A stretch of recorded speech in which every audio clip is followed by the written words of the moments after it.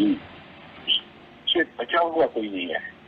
ہاں اتنا فرق ہے کہ کچھ لوگ دنیا کے لیے پریشان ہوتے ہیں، کچھ لوگ دین کے لیے پریشان ہوتے ہیں۔ پریشانیاں دونوں پہ آتی ہیں، مگر ان پریشانیوں کی نوعیت میں فرق ہوتا ہے۔ اس کی مثال آپ یوں سمجھیں کہ ایک بندہ شیشے کے بنے ہوئے کمرے میں اندر بیٹھا ہے اور وہ باہر دیکھ رہا ہے کہ آندھی چل رہی ہے، درختوں کے پتے ہل رہے ہیں، درخت ٹوٹ کے گر رہے ہیں، مٹی ہو رہی ہے، تو وہ اپنے ارد گرد ہر طرف آندھی اور طوفان دیکھتا ہے، مگر وہ چونکہ کمرے کے اندر ہوتا ہے ایئر کنڈیشن فضا میں، تو اس پر اس آندھی کا کوئی اثر نہیں ہوتا۔ اور ایک بندہ ہوتا ہے کہ وہ اس آندھی میں باہر کھڑا ہوتا ہے، اس کے چہرے پہ مٹی، کپڑوں میں مٹی، خود کئی مرتبہ آندھی کی وجہ سے وہ زخمی بھی ہو سکتا ہے، اور کئی مرتبہ تو ایسے سائیکلون ہوتے ہیں کہ بندے کو اٹھا کر میلوں دور پھینک دیتے ہیں۔ تو ان دونوں کی نوعیت میں جو فرق ہے، یہی فرق ہے دیندار کی پریشانی میں اور دنیا دار کی پریشانی میں۔ دیندار پہ پریشانیاں آتی ہیں، مگر وہ اللہ کی حفاظت کے شیشے کے کمرے میں ہوتا ہے۔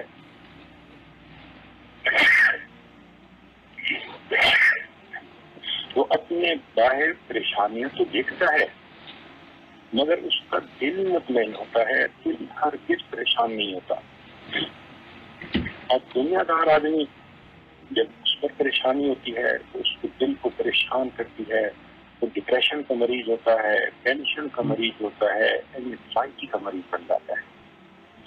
ایک اور مثال اس کی یوں سمجھ لیجیے کہ ایک شخص نے دو عورتوں کو دیکھا، دور سے دونوں عورتیں آنسو بہا رہی ہیں اور ٹیشو سے اپنے آنسو پوچھ رہی ہیں، انہوں نے بہت سارے ٹیشو بھگو دیے۔ اب ان دونوں کی حالت کیا ہے؟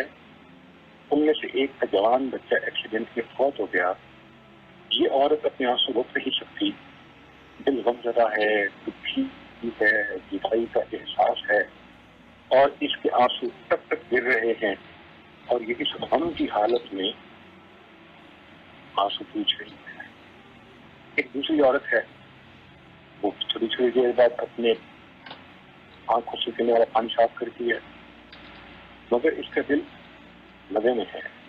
وہ کیوں؟ اس لیے کہ وہ فروٹ چاٹ کھا رہی ہے اور اس میں اسپائسی انگریڈینٹس ڈال دیے۔ اب اسپائسی ہونے کی وجہ سے وہ سی بھی کر رہی ہے، آنکھوں سے پانی بھی آ رہے ہیں، اور وہ ٹیشو سے ان کو صاف بھی کر رہی ہے، مگر وہ اتنا انجوائے کر رہی ہے کہ ایک پلیٹ کھانے کے بعد پھر دوسری پلیٹ کا آرڈر دے دیتی ہے۔ اب دیکھتے نہیں تو دونوں نے ٹیشو بھگوئے اور آنسوؤں سے بھگوئے، مگر ایک کے آنسو دکھ کے آنسو تھے اور دوسری کے آنسو لذت کے آنسو تھے۔ یہی حال ہوتا ہے کہ بندہ دنیا کا غم بنا لیتا ہے تو اس کا دل دکھی ہوتا ہے، پریشان ہوتا ہے، دن میں کئی مرتبہ جیتا ہے، کئی مرتبہ مرتا ہے، وہ محسوس کرتا ہے کہ بس میں تو زندگی میں پریشان ہو گیا۔ اور ایک وہ بندہ جو دل کو اپنا غم بناتا ہے، غم اس کو بھی ہوتا ہے، وہ بھی راتوں کو جاگتا ہے، وہ بھی فکر مند رہتا ہے، اس کا دل بھی غم سے بھرا ہوا ہوتا ہے، مگر اس دین کے غم کو وہ انجوائے بھی کر رہا ہوتا ہے۔ اس دنیا میں غم کے بغیر کوئی ہو نہیں سکتا، اگر کوئی ہوگا تو وہ انسان نہیں حیوان ہو سکتا ہے۔ اس لیے دنیا کے اندر غموں سے دوستی کرنا سیکھیں۔ جو غم اللہ کی طرف سے آئے اس کو مہمان سمجھیں کہ اللہ نے میرے پاس مہمان بھیجا، اور اس کی قدر کریں۔ پنجابی میں کہتے ہیں سکھ دکھاں توں دیواں وار، دکھاں آن ملائم یار۔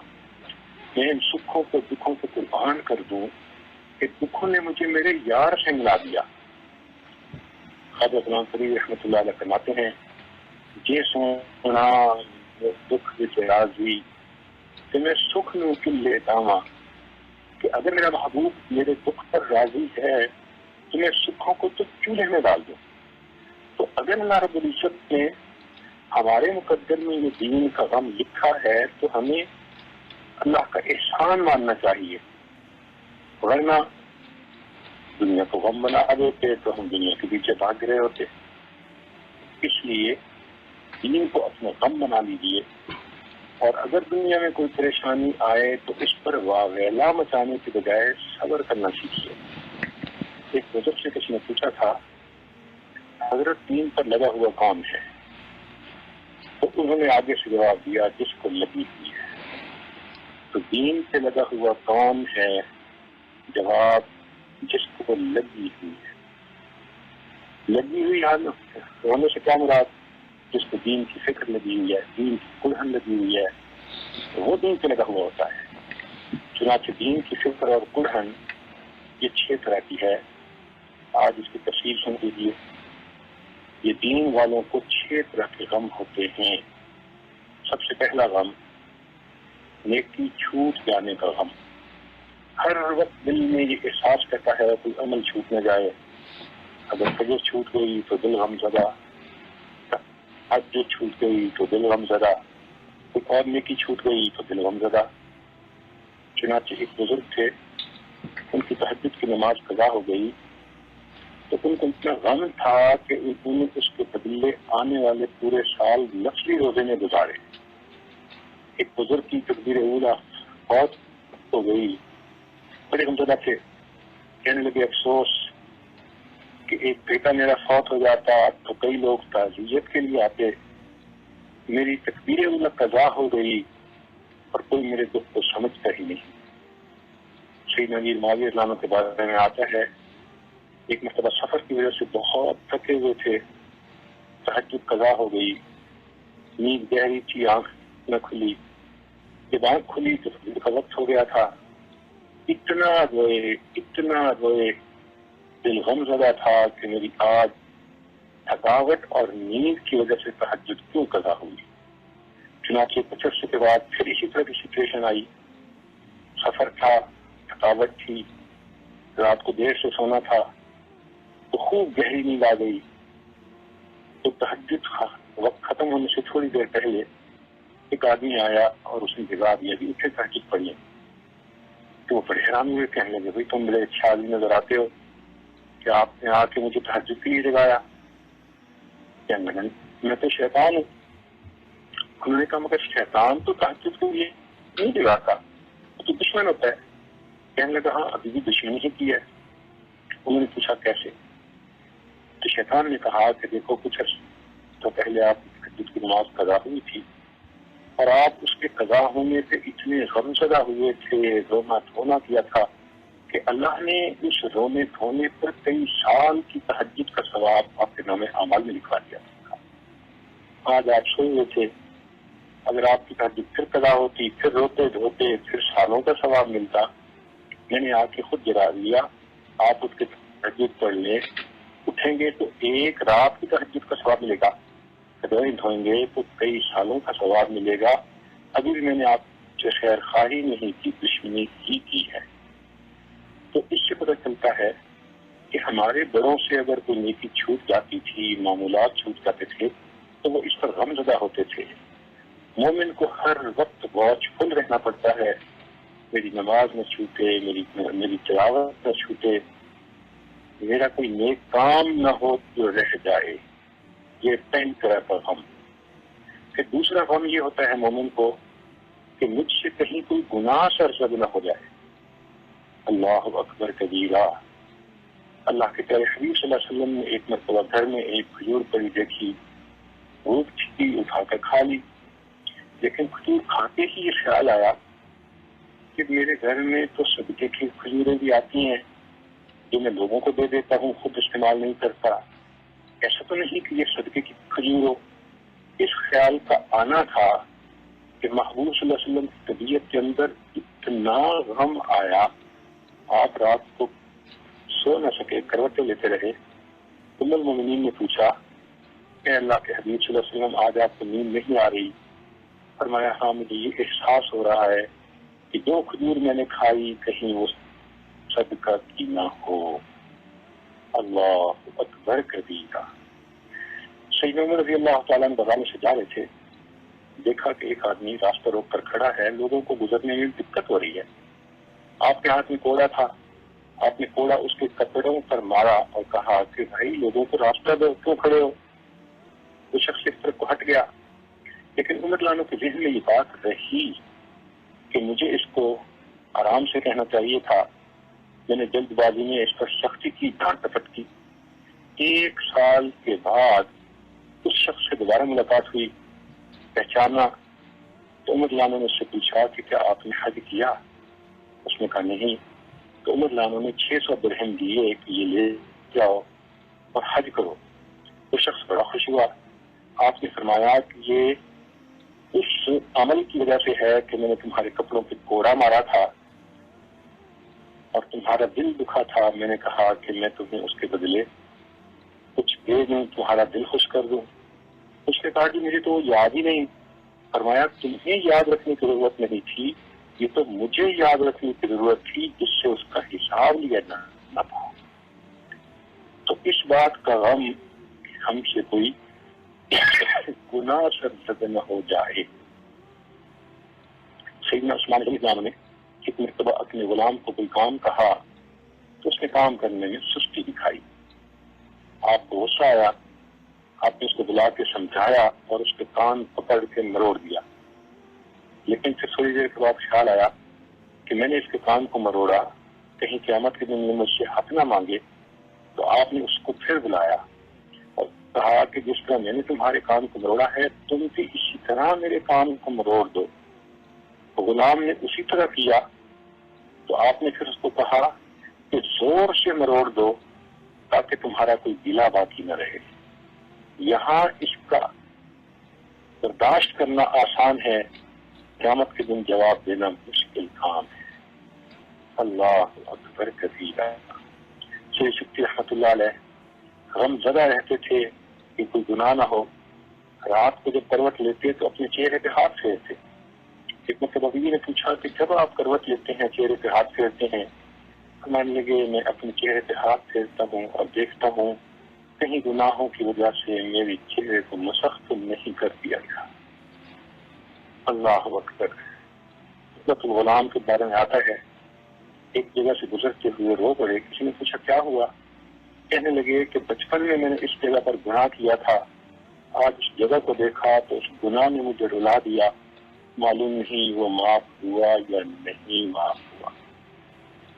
عبداللہ بن مسعود رضی اللہ عنہ کے 3 بیٹے کو 3 نصیحتیں فرمائیں، بیٹے اللہ سے ڈرا کرو، گھر میں رہا کرو اور اپنی خطاؤں کے اوپر رویا کرو۔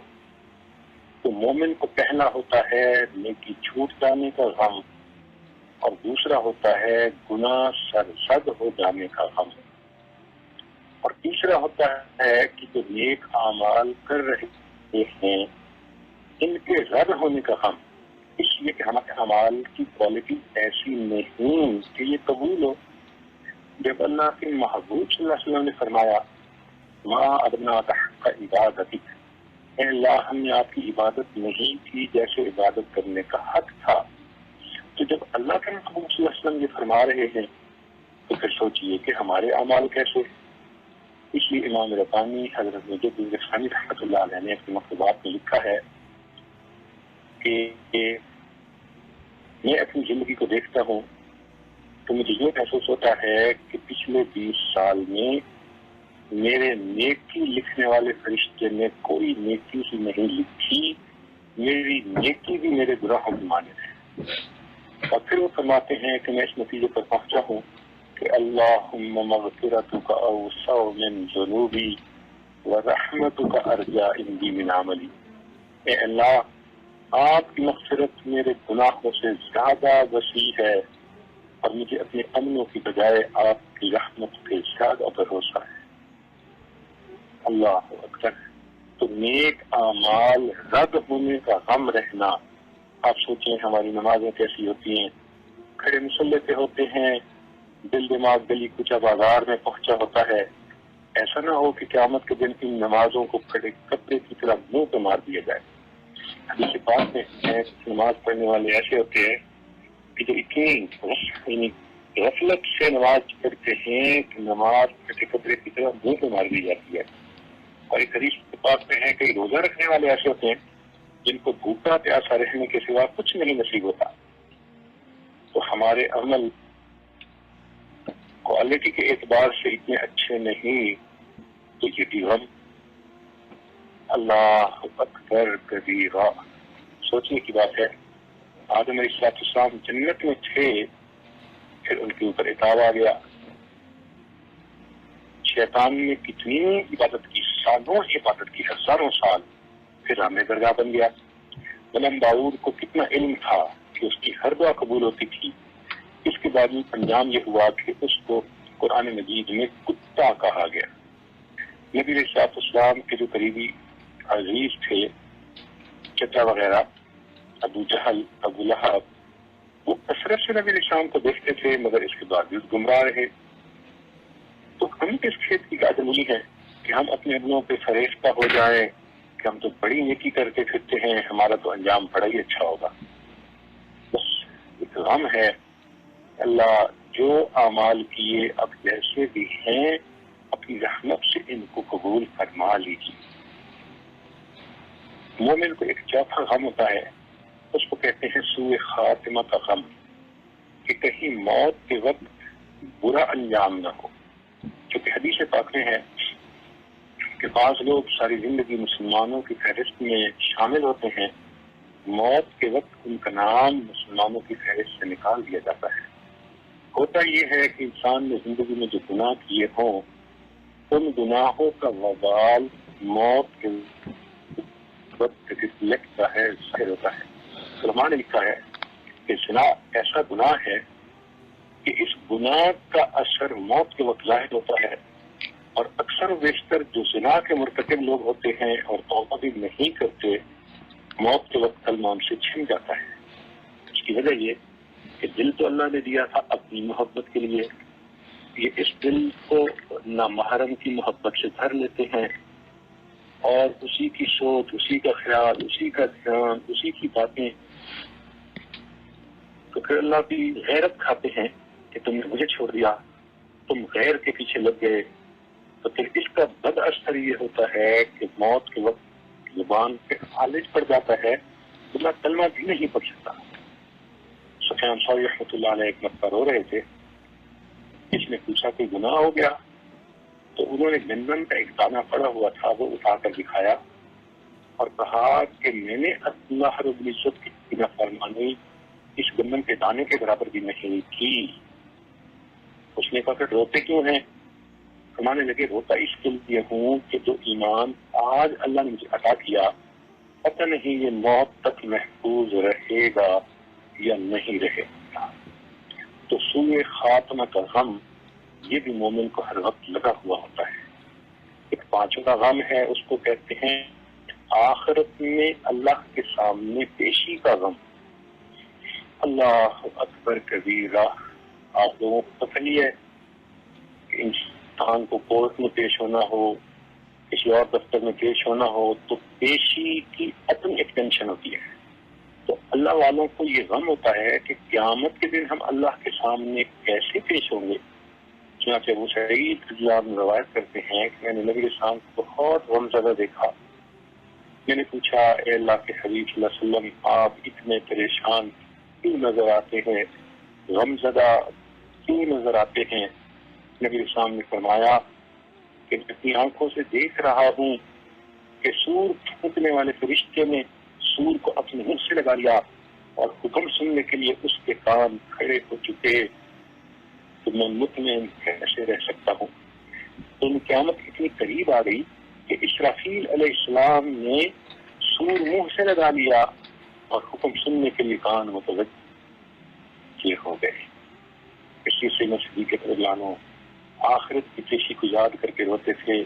فرماتے تھے اے کاش مجھے ایمان میں جنا ہی نہ ہوتا، اے کاش میں کسی گھاس پر تنکا ہوتا، درخت کا پتا ہوتا، اے کاش میں کسی مومن کے بدن کا بال ہوتا، مجھے قیامت کے دن اللہ کے سامنے پیشی نہ کرنی پڑتی. حضرت عمر اللہ کے بارے میں آتا ہے تو بھی جب آخرت کو یاد کرتے تھے تو کانپ جاتے تھے، خوف زدہ ہو جاتے تھے اور کہتے تھے اے کاش میں کوئی ایسا ہوتا جس کو مہمان کے آنے پر ذبح کر دیا جاتا، مہمان اس کو کھا لیتے اور کھانا بنا کر نکال دیتے۔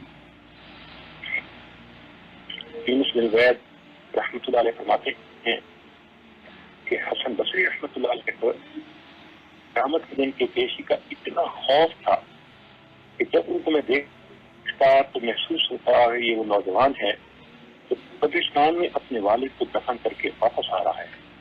میں انہیں بیٹھا دیکھتا تو سوچتا کہ یہ وہ قیدی ہے جس کی گردن مارنے کا حکم ہو چکا، اور جب وہ جہنم کا تذکرہ کرتے تو اتنا خوف زدہ ہوتے کہ محسوس ہوتا کہ دوزخ تو بنائی ہی اسی کے لیے گئی ہے۔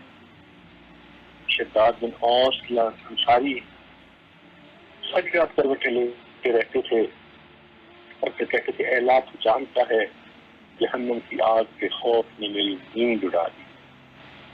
امام اعظم رحمۃ اللہ علیہ ایک مرتبہ ساری رات یہ آیت پڑھتے رہے وَامْتَأْزُوا الْيَوْمَ أَيُّهَا الْمُجْرِمُونَ۔ حسن بصری رحمۃ اللہ علیہ نے ایک نوجوان کو ہنستے ہوئے دیکھا تو انہوں نے اس کو بلا کر پوچھا اے نوجوان کیا تم پل صراط سے گزر گئے؟ اس نے کہا نہیں۔ پھر پوچھا کیا تم جانتے ہو کہ جنت جاؤ گے یا جہنم؟ اس نے کہا نہیں۔ تو فرمایا پھر ہنسنے کا کیا مطلب ہے؟ جب تمہیں پتہ ہی نہیں میں پل صراط سے گزر سکوں گا یا نہیں، میں جنت جاؤں گا یا جہنم جاؤں گا، تو پھر تمہیں ہنسنا کیسا؟ تو جس بندے کو یہ فکریں لگی ہوئی ہیں وہ دین پہ لگا ہوا ہے۔ تو جس بزرگ سے سوال پوچھا گیا تھا، پوچھنے والے نے پوچھا کہ حضرت دین پہ لگا ہوا کون ہے؟ فرمایا جس کو لگی ہوئی ہے، یعنی جس کو یہ 5 فکریں لگی ہوئی ہیں۔ پھر اس نے اگلا سوال پوچھا کہ لگی ہوئی کس کو ہے؟ تو بزرگوں نے فرمایا کہ جو آگے لگا رہا ہے، یعنی جس کو دین کا غم لگا ہوتا ہے، دین کی فکر لگی ہوتی ہے، پھر وہ دوسروں کو یہ غم لگا رہا ہوتا ہے، دوسروں کو نیکی پر بلا رہا ہوتا ہے۔ چنانچہ آپ مومن کی زندگی میں دیکھیں گے کہ ان کو اپنے اعزاء و اقارب کے دین کا بھی غم رہتا ہے۔ ماں باپ ہیں تو اولاد کے دین کا غم، اگر دوست ہیں تو دوست کے دین کا غم۔ اللہ تعالیٰ نے قرآن مجید میں فرمایا قُوا أَنفُسَکُم وَأَہْلِیکُم نارا، اے ایمان والو اپنے آپ کو اور اپنے اہل خانہ کو جہنم کی آگ سے بچاؤ۔ نبی علیہ السلام نے فرمایا کلکم راع وکلکم مسئول عن رعیتہ، تم میں سے ہر آدمی چرواہے کی مانند ہے اور تم میں سے ہر بندے سے ان کی رعیت کے بارے میں پوچھا جائے گا۔ چنانچہ قیامت کے دن بندہ اپنا بھی جواب دے گا، پھر اس سے اس کی بیوی اور بچوں کے بارے میں بھی پوچھا جائے گا کہ اس نے ان کو دین پر چلانے کے لیے لگانے کے لیے کوشش کی یا نہیں کی، اور عورت سے اس کے اپنے بھی دین کے بارے میں پوچھا جائے گا اور اس کے بچوں کے بارے میں بھی پوچھا جائے گا کہ تم ماں تھیں، تم نے اپنی اولاد کو نیکی پر کس قدر جمانے کی کوشش کی۔ قرآن مجید کی روایت اتری وَأَنذِرْ عَشِيرَتَكَ الْأَقْرَبِينَ، تو اللہ کے حبیب صلی اللہ علیہ وسلم نے اپنے رشتہ داروں کو دعوت پہ بلایا اور ان کو دین کی بات سکھائی۔ ابو ہریرہ عنہ نبی اسلام کی خدمت میں حاضر ہوئے، اے اللہ کے حبیب صلی اللہ علیہ وسلم میری والدہ مسلمان نہیں، محبوب صلی اللہ علیہ وسلم نے دعا کی، اللہ نے ان کی والدہ کو ایمان لانے کی توفیق عطا فرمائی۔ چنانچہ صحابہ رضی اللہ عنہم جب بھی ایمان لاتے تھے تو سب سے پہلے اپنے رشتہ داروں کو ایمان کی طرف بلاتے تھے۔ تو یہ بھی ذمہ داری ہے ہر مومن کی، وہ اپنے گھر کے لوگوں کو دین کی طرف بلائے، اچھے طریقے سے ان کے سامنے اللہ کے تذکرے کرے، ان کو گناہ چھوڑنے کی ترغیب دے، نیکی بھری زندگی گزارنے کا ان کو احساس دلائے اور ان کے دین کے لیے فکر کرے، راتوں کو دعائیں مانگے۔ اور ایک 7واں غم ہے، اس کو کہتے ہیں امت کا غم۔ اللہ اکبر کبیرہ، نبی علیہ السلام نے فرمایا اس کے دل میں مومن کا غم نہیں، وہ میری امت میں سے نہیں۔ تو امت ہونے کی وجہ سے ہمیں پوری امت کے دین کا غم ہونا چاہیے. یہ غم ہمارے نبی علیہ السلام کا سرمایہ تھا. وہ دنیا میں تشریف لائے، امت کا غم تھا. اللہ تعالیٰ قرآن مجید میں ان کے غم کی تصدیق فرماتے ہیں، فرمایا لعلک باخع نفسک الا یکونوا مؤمنین. ایک جگہ فرمایا ان اعرضوا فما ارسلناک علیہم حفیظا ان علیک الا البلاغ. ایک جگہ فرمایا وان کان کبر علیک اعراضهم فان استطعت ان تبتغی نفقا فی الارض او سلما فی السماء. چنانچہ ایک مرتبہ نبی السلام تہجد میں پوری رات ہی آیت پڑھ کر روتے رہے، ان تعذبهم فانهم عبادک وان تغفر لهم فانک انت العزیز الحکیم. ایک حدیث پاک میں نبی علیہ السلام نے فرمایا لوگوں تم جہنم میں گرنے کے لیے جا رہے ہو، میں کمر سے پکڑ پکڑ کر تمہیں پیچھے کھینچ رہا ہوں. اللہ کے پیارے حبیب صلی اللہ علیہ وسلم تشریف فرما ہے، قریب سے جنازہ گزرا. پوچھا یہ کس کا جنازہ ہے؟ بتایا گیا کہ ایک کافر کا، اس کو لے کے جا رہے ہیں دفن کرنے کے لیے. تو نبی علیہ السلام کی ٹھنڈی آنکھ نکلی، فرمایا تو میرا ایک امتی جہنم میں چلا گیا. نبی علیہ السلام ایک مرتبہ ایک مریض کے پاس تھے جو کافر تھا. آپ نے کلیے کی تلقین کی تو اس نے کلمہ پڑھ لیا. تو اللہ کے پیارے حبیب صلی اللہ علیہ وسلم کا چہرہ انور خوشی سے چمکا گیا. آپ نے خوش ہو کر فرمایا الحمدللہ میرا ایک امتی جہنم سے بچ گیا. تو اس لیے اللہ کے حبیب صلی اللہ علیہ وسلم نے اپنا یہ غم امت میں تقسیم فرمایا. طلباء جو نبی علیہ السلام کے وارث کہلاتے ہیں، ان کو وراثت میں یہ غم ملا ہے کہ وہ اس کو اپنی زندگی کا غم بنائے کہ لوگ کس طرح دین کے اوپر آ جائیں، دین کے لیے اپنی جان مال وقف کریں. نبی علیہ السلام نے صحابہ کو اس کے لیے قربانی دینی سکھائی. چنانچہ معاذ اللہ میں ایک صحابی ہیں نبی علیہ السلام کے عاشق صادق. نبی علیہ السلام نے ان کو یمن بھیجتے ہوئے فرمایا اے معاذ تم جا رہے ہو، واپس لوٹ کر آؤ گے تو ہم سے نہیں مل سکو گے. اب ذرا سوچئے کہ معاذ اللہ عنہ کا عشق کتنا تھا، اور ان کو اللہ کے حبیب صلی اللہ علیہ وسلم فرما رہے تھے معاذ تم جا رہے ہو، لوٹ کر آؤ گے تو ہم دنیا سے پردہ فرما چکے ہوں گے. معاذ اللہ عنہ کے دل پہ کیا گزری ہوگی، مگر اس کے باوجود دین کی خاطر انہوں نے سفر کیا. اللہ اکبر کبیرہ. چنانچہ صحابہ رضی اللہ تعالیٰ عنہ کی زندگیوں کو دیکھو. حضرت عباس رضی اللہ تعالیٰ عنہ کے 10 بیٹے تھے، اور ان کے 10 بیٹوں کی قبریں مختلف ملکوں میں الگ الگ جگہ پر ہیں، اس لیے کہ وہ دین کی خاطر نکل گئے، اور کسی کی موت کہیں آئی، کسی کی موت کہیں آئی. امام مالک رحمۃ اللہ علیہ فرمایا کرتے تھے کہ صحابہ کرام کی تعداد تو 1,24,000 تھی، لیکن مکہ مکرمہ مدینہ منورہ میں 10-12 ہزار کی قبور ہیں، اور باقی سارے کے سارے صحابہ پوری دنیا میں پھیل گئے اور انہوں نے دین اسلام کو کونے کونے میں پہنچا دیا. چنانچہ حیات الحیوان میں علامہ ضمیری رحمۃ اللہ علیہ نے لکھا ہے کہ ایک مرتبہ ہارون رشید نے علماء کی ایک جماعت کو بھیجا ایک دور دراز علاقے میں کہ جا کر دیکھیں وہاں دین پہنچا یا نہیں پہنچا. تو علماء کو جانے میں 3 سال سفر میں لگے. 3 سال کے بعد جب وہ اس جگہ پہنچے تو دیکھا اذان ہو رہی ہے، لوگ نماز کی تیاری کر رہے ہیں. تو علماء کی جماعت حیران ہوئی. انہوں نے پوچھا کہ بتائیں اس جگہ پر اسلام کیسے آیا؟ تو لوگوں نے قبر کی طرف اشارہ کیا کہ یہ نبی علیہ السلام کے ایک صحابی تھے جو دین لے کر یہاں آئے تھے، وہ ہمیں اللہ کا دین دے گئے پھر دنیا سے چلے گئے. اللہ اکبر. عقبہ بن نافع رحمۃ اللہ علیہ کے بارے میں آتا ہے کہ مراکش کے سمندر میں انہوں نے اپنے گھوڑے کا پاؤں سمندر میں ڈال کر یہ کہا تھا اے اللہ اگر مجھے معلوم ہوتا کہ آگے بھی تیری مخلوق بستی ہے میں سکندر ذوالقرنین کی طرح وہاں بھی پہنچ جاتا. اللہ اکبر، یہ ہے اللہ رب العزت کے محبوب کے غم کو بانٹنا، امت کے غم کو اپنا غم بنانا۔ چنانچہ نبی علیہ السلام کے بارے میں حدیث پاک میں آتا ہے، عائشہ رضی اللہ عنہا فرماتی ہیں کہ نبی علیہ السلام تشریف لائے اور مجھے فرمانے لگے اور میرے آ کر میرے بستر میں آرام فرمانے لگے کہ کچھ دیر آرام کرنے کے بعد فرمایا، اے عائشہ لے چھوڑ، میں اپنے رب کی عبادت کرتا ہوں۔ پھر اللہ کے حبیب صلی اللہ علیہ وسلم تہجد میں کھڑے ہو گئے اور تہجد میں آپ کی مبارک آنکھوں سے آنسو ٹپکنے لگے۔ آپ امت کے لیے دعائیں مانگ رہے تھے اور آپ کے آنسو مصلے کے اوپر اس طرح گر رہے تھے جیسے بارش کے قطرے گر رہے ہوتے۔ رب امتی رب امتی رب امتی، اللہ کے محبوب صلی اللہ علیہ وسلم رات کے اندھیرے میں اپنے رب کی رحمت کو پکارتے تھے کہ امت کے گناہوں کو اللہ معاف فرما دے۔ یہ امت کا غم نبی علیہ السلام کی میراث ہے۔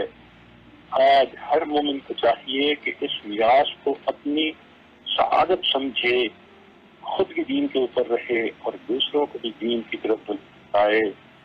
کوئی باپ اپنی اولاد کے لیے 23 سال نہیں روتا، کوئی ماں اپنی اولاد کے لیے 23 سال نہیں روتی، مگر اللہ کے حبیب صلی اللہ علیہ وسلم اس امت کے لیے 23 سال تک روتے رہے، اللہ سے دعائیں مانگتے رہے، امت کی ہدایت کی دعائیں فرماتے رہے، حتیٰ کہ جب دنیا سے جانے کا وقت تھا تو اللہ کے حبیب صلی اللہ علیہ وسلم اس وقت کی غم زدہ تھے۔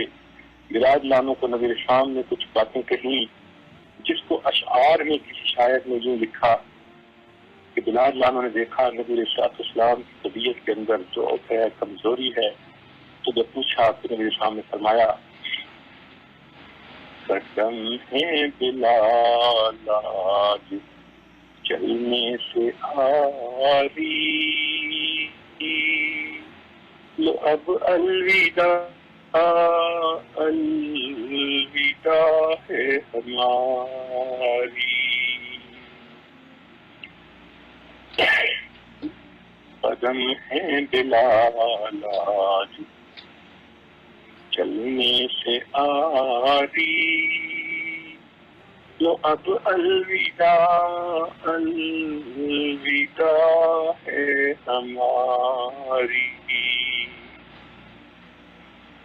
یہ لو میرا قرآن، یہ لو میری سنت، یہ دکھلائے گی تم کو اب راہ جنت، پڑے تو مصیبت سفر تم دکھانا، مگر دل کسی کا نہ ہرگز دکھانا، یہی یاد رکھنا نصیحت ہماری، لو اب الوداع الوداع ہے ہماری۔ ہر انسان کو دنیا سے ایک دن ہے جانا، رہے گا حشر تک قبر میں ٹھکانا، قدم ہے بلال آج چلنے سے آری، لو اب الوداع الوداع ہے ہماری، میں امت سے اپنی حشر میں ملوں گا، مقام محمود پہ سجدہ کروں گا وہاں پر بہت آہوزاری، لو اب الوداع الوداع ہے ہماری۔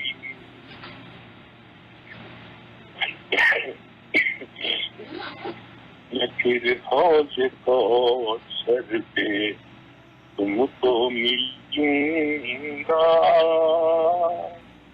میں امت کو پیاسی رہنے نہ دوں گا، بجھاؤں گا تشنا لبی کو تمہاری، لو اب الوداع الوداع ہے ہماری۔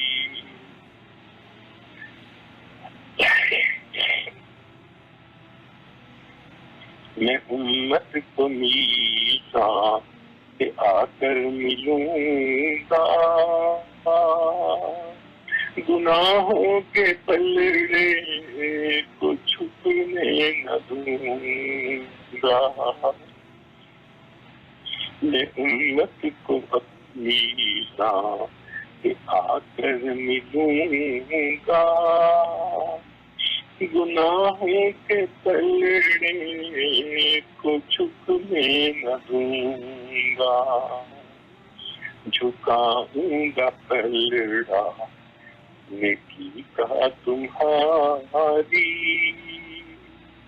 لو اب الوداع الوداع ہے ہماری۔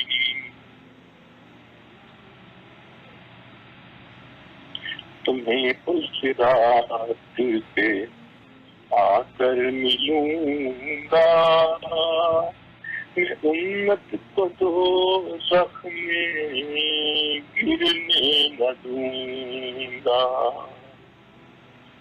تمہیں پل صراط پہ آ کر ملوں گا، میں امت کو دوزخ میں گرنے نہ دوں گا، کروں گا وہاں کی شفاعت تمہاری، لو اب الوداع الوداع ہے ہماری۔ گنہگار امت ہے مجھ کو پیاری، ہے حسرت کے جائے یہ جنت میں ساری، گنہگار امت ہے مجھ کو پیاری، ہے حسرت کے جائے یہ جنت میں ساری، کبھی تو ہے آنکھوں سے آنسو بھی جاری، لو اب الوداع الوداع ہے ہماری۔ قدم ہے بلال آج چلنے سے آری، لو اب الوداع الوداع ہے ہماری۔ اللہ کے پیارے حبیب صلی اللہ علیہ وسلم امت کا یہ غم آنے والی امت کی علماء طلباء کے ذمہ لگا کر چلے گئے، چنانچہ آج ہمیں چاہیے کہ ہم دین کا علم حاصل کریں، اس غم کو اپنا غم بنائیں اور نبی علیہ السلام کی اس میراث کا حق ادا کریں، خود بھی نیکی پر چلیں، دوسروں کو بھی نیکی کی ترغیب دیں۔ آج کے اس لمحے ہم اپنی زندگی پر نظر دوڑائیں اور اس بات کا فیصلہ کریں کیا ہم نبی علیہ السلام کو سکھ پہنچاتے ہیں دین کا کام کر کے، یا دین کو توڑ کے سنت کو چھوڑ کے نبی علیہ السلام کو دکھ پہنچاتے ہیں۔ ابھی تو یہ فیصلہ کریں کہ شرم آتی ہے، سنتوں کو چھوڑ بیٹھتے ہیں، عملوں کو چھوڑ بیٹھتے ہیں، نیک عمل ہم سے چھوٹ جاتے ہیں، غفلت کی زندگی گزارتے پھرتے ہیں، گناہوں کی کثرت میں لگے ہوئے ہیں، نفس کی پوجا میں لگے ہوئے ہیں، گناہوں کی زندگی میں گھرے ہوئے ہیں۔ ہمارے یہ گناہ اللہ کے محبوب صلی اللہ علیہ وسلم کے دل کا غم بتاتے ہیں، اور وہ لوگ جو نیکی پر لگتے ہیں خود بھی نیک بنتے ہیں، دوسروں کو بھی نیکی کی طرف لاتے ہیں، وہ نبی علیہ السلام کے غم کو بانٹنے والے لوگ ہیں۔ اللہ رب العزت ہمیں محبوب کے اس غم کو اپنانے کی توفیق عطا فرمائے تاکہ ہم خود بھی نیکی پر چلیں اور بقیہ زندگی ہم اپنے اہل خانہ کو، دوستوں کو، عزیز اقارب کو، ایمان والوں کو نیکی کی طرف بلاتے ہوئے زندگی گزار جائیں۔ اللہ تعالیٰ نیکی کی ہدایت کی ہواؤں کو عام فرما دے۔ وآخر دعوانا ان الحمد للہ رب العالمین۔ دعا سے پہلے کے لیے توبہ کے یہ کلمات پڑھ لیجئے، دل میں نیت کر لیجئے کہ ہم اپنی زندگی کے پچھلے سب گناہوں سے سچی پکی توبہ کر رہے ہیں، آئندہ میں کفاری کی زندگی گزارنے کا دل میں ارادہ کر رہے ہیں۔ الحمدللہ وکفی والسلام علی عبادہ الذین اصطفی، اما بعد۔ یہ کلمات سچے دل کے ساتھ پیچھے پیچھے پڑھیے۔ بسم اللہ الرحمن الرحیم۔ لا الہ الا اللہ محمد الرسول اللہ، آمنت باللہ وملائکتہ وکتبہ ورسلہ والیوم الآخر والقدر خیرہ وشرہ من اللہ تعالی والبعث بعد الموت۔ آمنت باللہ کما ہوا بأسمائہ وصفاتہ وقبلت جمیع احکامہ اقرار باللسان وتصدیق بالقلب۔ اشہد ان لا الہ الا اللہ واشہد ان محمدا عبدہ ورسولہ۔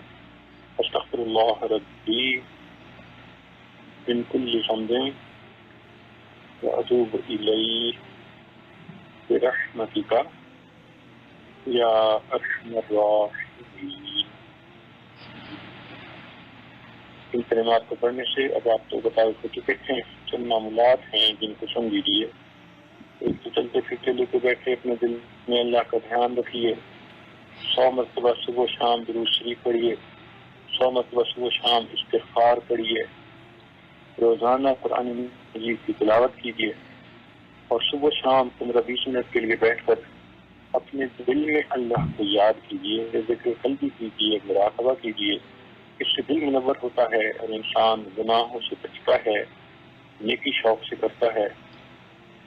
اللہ تعالیٰ کو مقبول بنا شامل فرمائے۔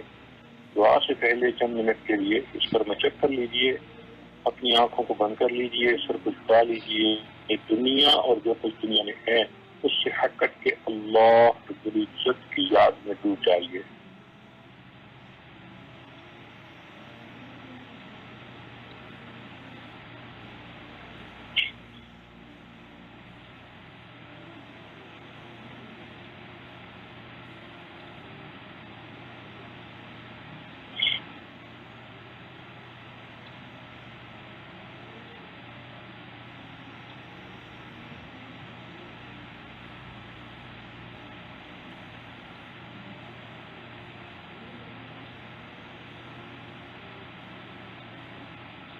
اپنے دامن شفاعت میں چھپائے رکھنا،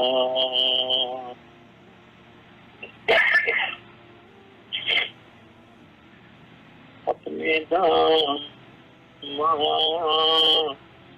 شفاعت میں چھپائے رکھنا، میرے سرکار میری بات بنا رکھنا، آپ کی یاد ستاتی ہے تو رونے ہیں اپنی یادوں کہ ہمیں روک لگائے رکھنا.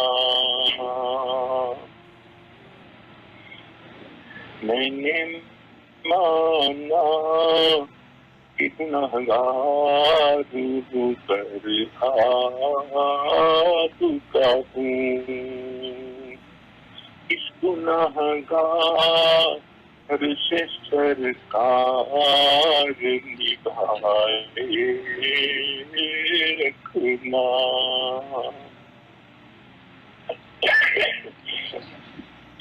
ذرہ خاک کو خورشید بنانے والے خاکوں میں مجھے قدموں سے لگائے رکھنا.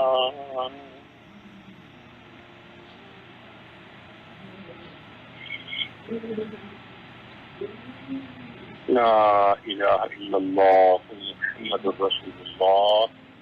دعا کیجیے. سبحان ربی العلی الوهاب اللهم صل علی سیدنا محمد وعلی آل سیدنا محمد وبارک وسلم. اے کریم آقا ہم آپ کو آج تسلیم کریں گے. ہمارے گناہوں کو معاف فرما, خطاؤں سے درگزر فرما, عیبوں کی قدر خوشی فرما. اللہ ہماری نگاہوں کو پاک فرما, دلوں کو صاف فرما, سینوں کو اپنی محبت سے بریز فرما, اپنے عشق کی آتش ہمارے سینوں میں پیدا فرما, ہمارے اندر سے اپنی ذکر کو جاری فرما, ہمیں روح سے اپنی ذکر کو جاری فرما, کھٹی کھٹی بوٹی بوٹی میں اپنی محبت پیدا فرما. اے کریم آقا جو گناہ ہم نے دل میں کیے معاف فرما, جو راتوں میں کیے معاف فرما, جو محفل میں کیے معاف فرما, تنہائیوں میں کیے معاف فرما, جو گناہ یاد ہیں وہ بھی معاف فرما, جو کر کے بھول گئے گناہ بھی معاف فرما. کریم آنے والے وقت کو گزرے ہوئے وقت سے بہتر فرما, آنے والی زندگی کو گزری ہوئی زندگی تک کا سہارا بنا. اے کریم آقا دین کو اپنا غم بنانے کی توفیق عطا فرما. اے مالک ہمارے حال پر رحمت کی نظر فرما. رب کریم جو زندگی کے دن باقی ہیں دین پر گزارنے کی توفیق عطا فرما. مدارس اراضی کی حفاظت فرما, دعوت تبلیغ کے کام کی حفاظت فرما, جہاں اللہ ہوتی ہے ان خانقاہوں کی حفاظت فرما, اقامت دین کی کوششوں کی حفاظت فرما. اے رب کریم ہمارے تینوں حرم کی حفاظت فرما. پوری دنیا میں جہاں بھی مسلمان پریشان ہیں اللہ سب کی پریشانیوں کو دور فرما, ہدایت کی ہواؤں کو عام فرما. اے اللہ جو قلب سے محروم ہے ان کو ہدایت کی نعمت عطا فرما. کہ کلمہ پڑھ چکے ہیں اللہ ان کو نیکی پر زندگی گزارنے کی توفیق عطا فرما. جو نیکی کے کام میں لگے ہوئے ہیں اللہ ان کی پشت بنائی فرما, ان کے نیک ارادوں کو قبول فرما. اللہ جو کام کر رہے ہیں جس انداز میں بھی کر رہے ہیں اللہ اس کو شرط قبولیت نصیب فرما, اور اس کے بدلے قیامت کے دن ہمیں اپنے محبوب صلی اللہ علیہ وسلم کے قدموں میں جگہ نصیب فرما.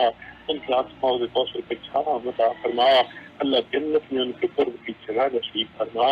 ربنا تقبل منا انك انت السميع العليم وتب علينا انك انت التواب الرحيم. صلى الله تعالى على حبيبه سيدنا محمد وآله وأصحابه أجمعين برحمتك يا أرحم الراحمين.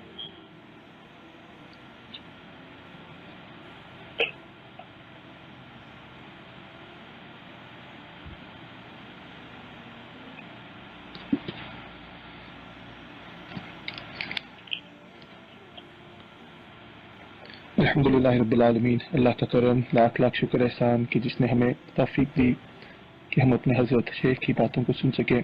اللہ تعالیٰ ہمیں اس دین کا غم عطا فرمائے. اللہ تعالیٰ ہمیں اپنی محبت عطا فرمائے, اپنے مشائخ کے ساتھ قربت کا تعلق نصیب فرمائے. انشاءاللہ تعالیٰ یہ بیان اور دیگر بیانات جو ہیں ان کی ریکارڈنگز ہماری ویب سائٹ tasawwuf.org tasawwuf.org پہ انشاءاللہ تعالیٰ آپ کو مل جائے گی. اس کے علاوہ ہمیں الحمدللہ روزانہ بہت سی ایسی ای میلز آتی ہیں جس میں لوگ حضرت کے ساتھ ایک تعلق قائم کرنا چاہتے ہیں, بیعت کا اور سلوک سیکھنا چاہتے ہیں. یاد رکھیے یہ جو مجالس مہینے میں ایک دفعہ کی جاتی ہے، اس کا مقصد یہی ہے کہ نہ صرف ہم حضرت کی قیمتی ملفوظات کو اپنی زندگی میں لا سکیں، بلکہ اس کے بعد حضرت والا جو توبہ کے کلمات پڑھتے ہیں اس میں نیت شامل کریں کہ اب ہم اس روحانی سلسلے کے اندر داخل ہو رہے ہیں اور ہمارا ایک قلبی تعلق حضرت کے قلب سے ہوتا ہے، وہ نبی صلی اللہ علیہ وسلم سے جا کے مل رہا ہے، اور انشاءاللہ تعالیٰ پھر اپنے معمولات کی پابندی کریں۔ اللہ رب العزت ہمارے لیے آسانی فرمائے۔ اور لوگ بھی جو پوچھیں، جو اکثر پوچھتے بھی ہیں کہ کیسے حضرت کے ساتھ ایک تعلق قائم کیا جا سکتا ہے، تو آپ ان کو بتا سکتے ہیں کہ یہ جو مہینے میں ایک دفعہ مجلس ہوتی ہے، اس کا یہی مقصد ہوتا ہے۔ تو انشاءاللہ تعالیٰ اللہ تعالیٰ ہمیں قائم کرنے کی توفیق عطا فرمائے، آسانیوں کا معاملہ فرمائے۔ جزاکم اللہ خیر۔ السلام علیکم ورحمۃ اللہ وبرکاتہ۔